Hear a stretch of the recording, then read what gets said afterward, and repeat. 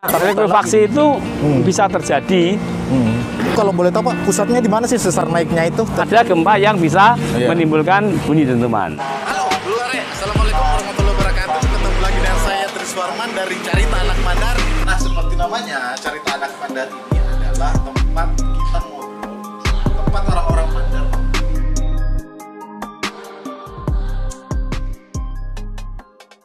Di Sulbar kan ada kearifan lokal juga Pak, kayak apa, macam di Aceh itu Semong namanya. Iya. Kalau di Sulbar pasti ada, sehingga warisan luhur itu harus kita jaga. Iya. Di Palu itu ada namanya Bomba Talu, itu tsunami. Oh.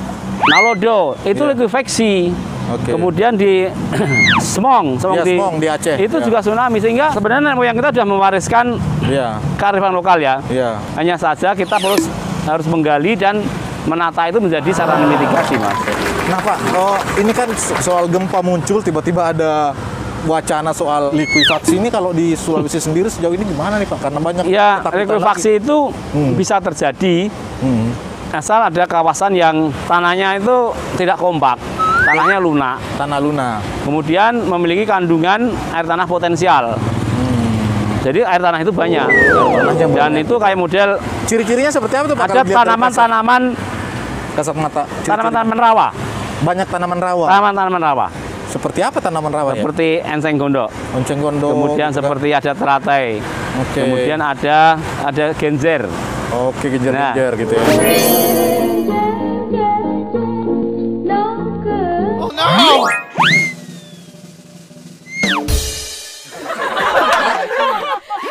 Itu daerah-daerah yang air tanahnya potensial.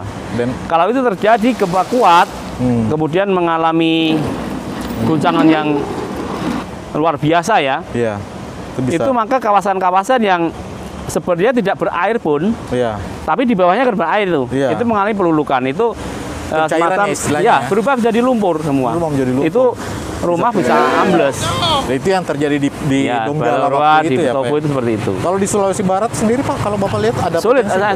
Saya tidak banyak memahami kondisi di sana ya, karena itu kawan-kawan badan geologi yang lebih paham dengan kondisi seperti itu. Nah Pak, kemarin itu waktu setelah gempa terjadi kan ada konversi dari BMKG itu.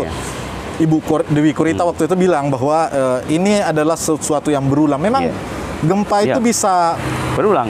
Maksudnya ada estimasi waktu nggak? Karena kan wilayah Sulbar itu kan kawasan yang kompleks saya bilang ya. Karena kalau kita melihat beberapa paper ilmiah itu, Selat Makassar itu kan mengalami pemekaran ya, ekstensional, mekar. Sehingga itu menekan Sulawesi Barat katanya ya. Yaitu Mamuju dan Majene ini. Nah, kemudian ada paper juga terkait dengan kerak deformation ya. Itu dari Sokwet, itu menunjukkan bahwa lengan bagian selatan kali Sulawesi itu bergerak berlawanan dengan arah jarum jam, artinya counterclockwise ya. Dan itu berimplikasi kepada rekompresinya wilayah Sulbar. Jadi dari barat Selat Makassar itu menekan, kemudian dari Sulawesi sendiri juga mengalami pergerakan ke arah barat.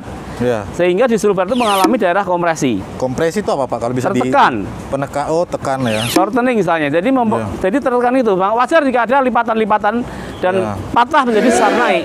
Dan ini sudah berlangsung sangat panjang dalam usia geologi, sehingga kalau kita melihat bahwa di pantai barat Sumatera itu sudah seringkali terjadi tsunami dan gempa kuat yang merusak, itu satu hal yang sangat wajar. Dan bagi kami apa yang terjadi tanggal 14 dan 15 Januari 2021 itu bukan satu hal yang aneh, karena kita memang melihat dari sumber gempanya memang daerah yang sangat rawan, karena di situ ada zona fault and thrust belt, lipatan dan sesar naik.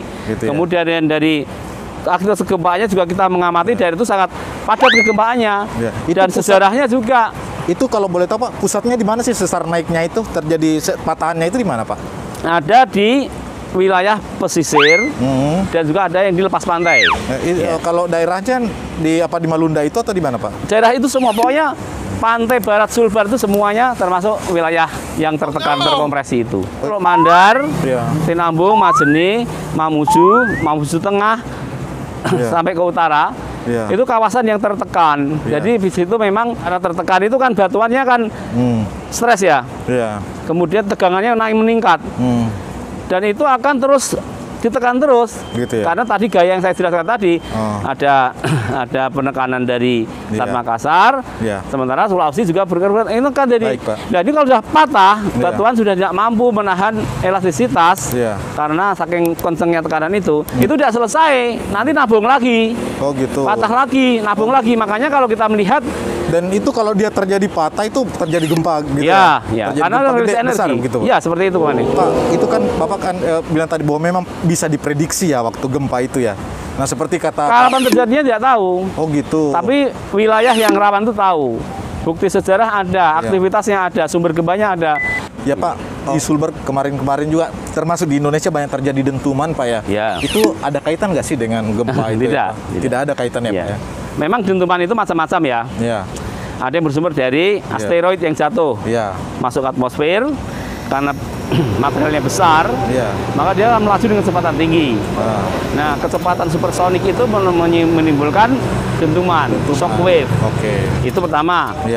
Yang kedua, di gunung api.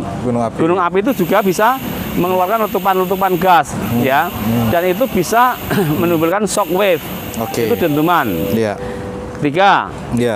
Tiga itu longsoran dalam skala luas. Itu ada yang melaporkan gemuruh, tambur, dentuman. Selanjutnya gempa sangat dangkal. Gempa sangat dangkal itu bisa mengeluarkan bunyi ledakan. Bunyi ledakan juga. Itu terjadi di Bantul, Yogyakarta. Tapi pernah terjadi di Sulawesi juga Pak kayak gitu? Nah, itu tidak tahu pastinya, tapi yang pasti di Jawa Tengah itu pernah di lereng utara Gunung Merbabu itu terjadi gempa sangat dangkal mengeluarkan ledakan kayak petir. Sangat dangkal artinya dia bisa 4 kilo, bisa 5 kilo, bisa 3 kilo gitu ya? Di bawah permukaan. Yang terakhir adalah petir.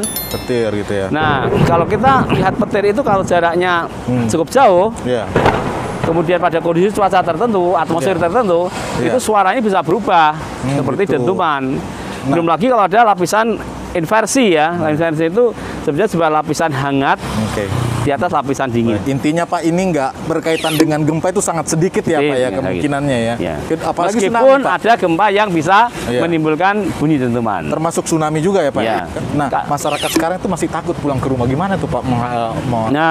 Saat ini ya, sebenarnya kalau melihat tren kegempaannya memang sudah meluruh ya. Meluruh ya. Untuk yang rumahnya masih bagus, masih kuat, kemarin tidak mengalami retak, tidak rusak, tidak miring, ya sudah boleh ditempati sekarang. Boleh ditempati. Dengan izin BPBD. Jadi yang rumahnya tidak rusak, udah tempatin saja. Izin BPBD. Dan bagi mereka yang masih di tenda-tenda, apa imbauannya nih Pak? Kalau di tenda-tenda kan tentu saja harus nunggu ada bangunan yang layak untuk tinggal ya.